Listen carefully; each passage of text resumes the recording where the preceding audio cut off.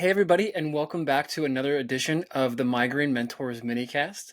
I'm one of the Migraine Mentors. I'm your host today, Dr. Erik Reis. For those of you who've been following us for the last couple of weeks, months, or even the past year or so, you've seen us kind of go back and forth between podcasts. And so Dr. Miyasaka has been carrying a heavy burden over the last couple of weeks because I have had the absolute pleasure of becoming a father. So as you can tell by my sweet legendary dad hat that I'm wearing today, I had a little boy 2 weeks ago. I'm very grateful, very blessed. Both my wife and my little son are doing great. And so as much as I'm sleep deprived and feeling all the feelings, I'm excited to be back here talking today to you about this topic that's near and dear to my heart. And so with all the things that have been going on in my life the last couple of weeks, it's given me a chance to kind of reset and think a bit more about this newsletter. And one of the things that continues to come up with patients, but also with people who are giving us feedback is there are some fears that people still have about specific aspects of just living healthy. And I want to address the first one, and one of the biggest ones I think today, which is talking about exercise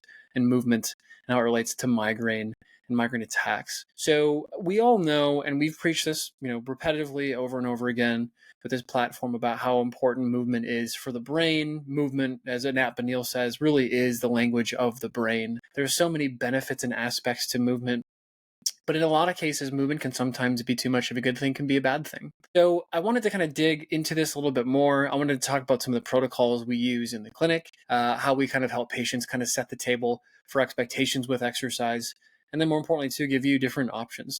First and foremost, I think one thing I want to make very clear is that not all exercise is created equally. And what I mean by that is that if you are, somebody who's been quite sedentary for quite some time, it's probably going to be a bad idea for you to go and join a CrossFit gym or to run a marathon next weekend, right? And as silly as that sounds, I think a lot of people put this into their mind about how much movement they have to get during the day. Some of the latest data is actually showing 15, 20, even up to 30 minutes of just low-grade cardiovascular exercise can give you a majority of the benefits you get from physical exercise. Now, very different if you're training for a marathon or a triathlon, or if you're a college individual who's like in sports, right? Like your thresholds are very different, but I'm talking for the average population. So I don't want you to overthink how much exercise you actually need. Small amounts, especially low grade cardiovascular exercise, can give you an array of benefits that you get from physical activity. So that's the first thing. I would say the second thing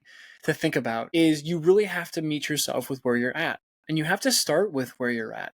If you're somebody who is already going to the gym a couple times a week, great, awesome. There's probably things that we can do to be even more efficient with your metabolic capacity and supporting you metabolically, structurally, neurologically. If you're somebody who hasn't worked out in quite some time, fine, right? Let's start you with just walks around the block. Those are great things to start building a foundation on. And so there's all this, information out there about, is exercise a good thing or a bad thing? You look at the data and do like a PubMed analysis, and it's like, is exercise your friend or your foe for migraine? I want to tell you, yes. Okay. Exercise inherently is going to be one of the best things you can do for your brain and body. Without a doubt, take it to the bank, full stop. But you have to realize that not all exercises are created equally. And more importantly, too, you have to start with where you're at. So with any of this stuff, you have to kind of take a dose of reality and say, where am I at and where do I want to go? If you're starting here and you want to go here, you can't start here on like the fourth, fifth, sixth, seventh, eighth rung of the ladder. You always have to take your first step first, right?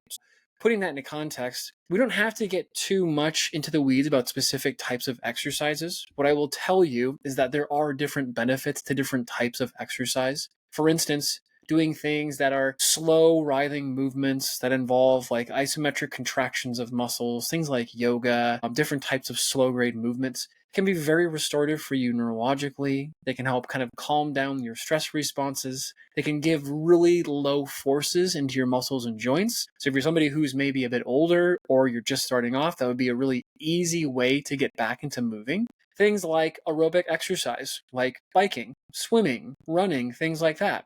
Or maybe the next step up above that, because they do require more forces to be absorbed by the body and your muscles and joints. They can have different outcomes from you from a cardiovascular standpoint. You kind of need a little bit more stamina in the lungs and the tissues to be able to handle some of these things. But once again, you could do a couple minutes of it, right? You don't have to do 20, 30, 50, or even 60 minutes of a workout. You got to meet yourself with where you're at. I would say the later parts of this are really involving like weight training. It's a resistance training, getting into the gym, working different body parts. Hopefully you're not stuck just doing bicep curls. We want you moving in multiple planes in multiple ways to get all of the benefits of those muscles working together, contracting and relaxing in different patterns, and really giving your brain a lot of this feedback that it needs. And I'd say like the peak or the pinnacle of it is really doing like the higher intensity types of therapies. Now, I did a little bit of a PubMed research assessment. And there are some papers that argue that high interval training actually can be really beneficial, and some of the most benefits you get from workouts can be from that, especially for being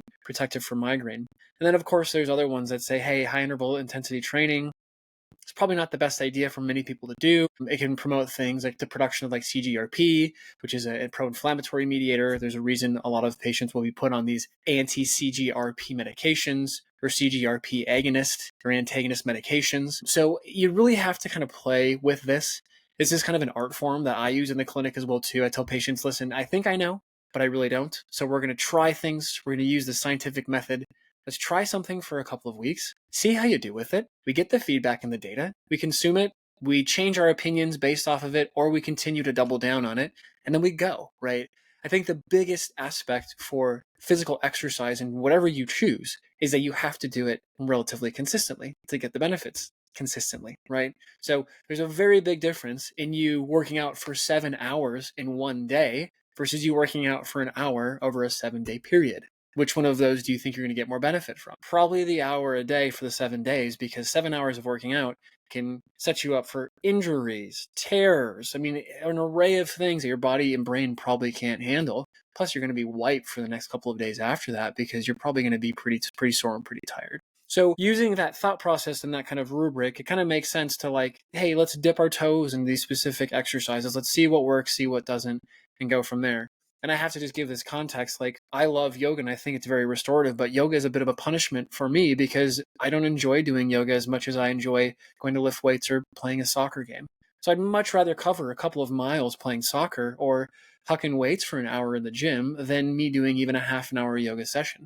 That's my preference. I know that. You inherently are going to have preferences as well too. And so listen to your preferences, listen to what you like and don't like, and then make that decision, right? Now, exercise isn't just about like building muscle. It's not about just getting you to be more cardiovascularly fit. There's so many benefits that come from getting adequate exercise. You inherently increase blood flow to the brain and body. And there's always this tandem of, is migraines, neurological, or are they cardiovascular, or are they a blood flow issue, or both? And as we've talked about, it's that neurovascular coupling, it's the yes and conversation that really affects this. And so exercise is a great way to prime the pump on that. Exercise also too has these anti-inflammatory mechanisms and benefits for the brain and body. So you produce endorphins, you produce different neurotrophic factors, specifically brain-derived neurotrophic factor. BDNF is a really potent kind of fertilizer for the brain, if you want to consider it that. That'll help you form new connections and then complete and concrete those connections. There's so many benefits for exercise with regards to like sleep and optimizing sleep. It can help balance your blood sugar, reset your insulin sensitivity. It can help you just, in general, just lose weight in some capacity if that's something that's needed. There are so many mental health benefits from physical exercise that we're aware of. It's literally one of the best antidepressants on the market. And so with that said, I mean, I'm sure you know a lot of these things, right? But you don't get any of these benefits until you actually start putting it into action. Okay. And that's probably the takeaway that I want to end with is you can know all of this stuff. We can preach about it. You can read about it. You can be the smartest person in the room about it. But until you actually do it, you're not going to get the benefits. So if this is you, if you're like, listen, I'm going to start working out or I'm going to continue to double down on my workouts, awesome. Great. Find an accountability partner. Tell somebody, post it on your social media, like whatever you need to do to continue to have yourself be held accountable.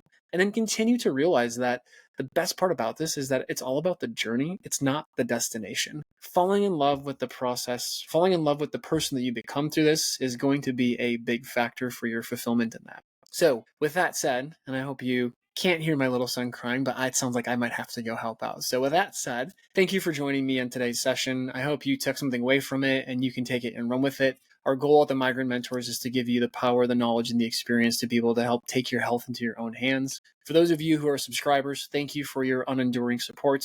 We love putting this together, and the whole goal is to educate you so you can own your health. And if you're not a subscriber, then what are you waiting for? We publish this newsletter every Wednesday morning, 6 a.m. Central Time. We put the podcast out on YouTube as well. If you're somebody who wants to subscribe, there's a subscription link in the description, the YouTube channel down below. And we hope to see you around for next week's and the continued weeks after that, newsletters, podcasts, and everything else that we got started in the background. So without further ado, I'm Dr. Erik Reis. I'm one of your migraine mentors, and I hope to see you again at the next one.